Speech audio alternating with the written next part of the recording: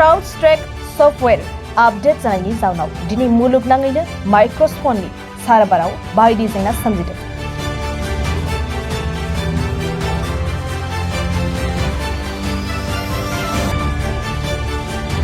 Crowdstrike update जानायनि जाउनाव मुलुगनाङै technical सिबिथायफोरा थाबथानानै दं।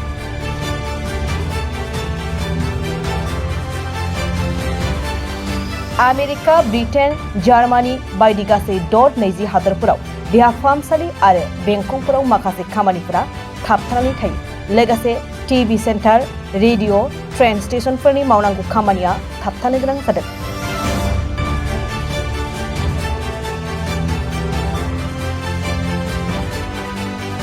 आमेरिका, ब्रिटेन आरो भारत बायदि गोबां हादोरफोराव 1000निबो बांसिन बिरखंफोरा केन्सेल जादों। लोगोसे 3,000निबो बांसिन बिरखंफोरा गोबावजों बिरो।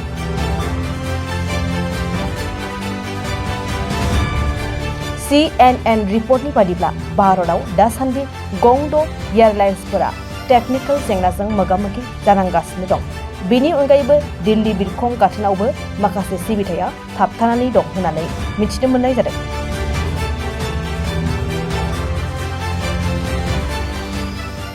Crowdstrike सफ्टवेयर आपडेट जानायनि जाउनाव दिनै मुलुगनाङैनो माइक्र'फननि सार्भाराव बायदि जेंना सोमजिदों।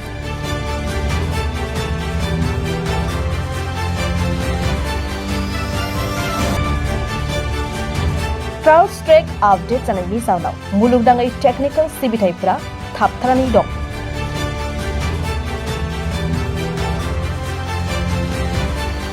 आमेरिका, ब्रिटेन, जार्मानी बायदि गासै 20 हादोरफोराव देहा फाहामसालि आरो बेंखनफोराव माखासे खामानिफोरा थाबथानानै थायो। लोगोसे टीवी सेन्टार, रेडिअ, ट्रेन स्टेशनफोरनि मावनांगौ खामानिया थाबथानो गोनां जादों।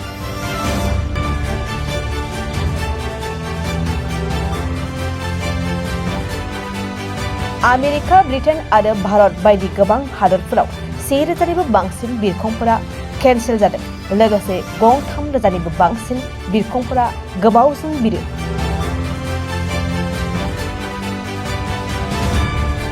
CNN रिपर्टनि बादिब्ला भारतआव दासान्दि 6 एयारलाइन्सफोरा टेकनिकेल जेंनाजों मोगा-मोगि जानांगासिनो दं। बेनि अनगायैबो दिल्ली बिरखं गाथोनावबो माखासे सिबिथाया थाबथानानै दं होननानै मिथिनो मोननाय जादों।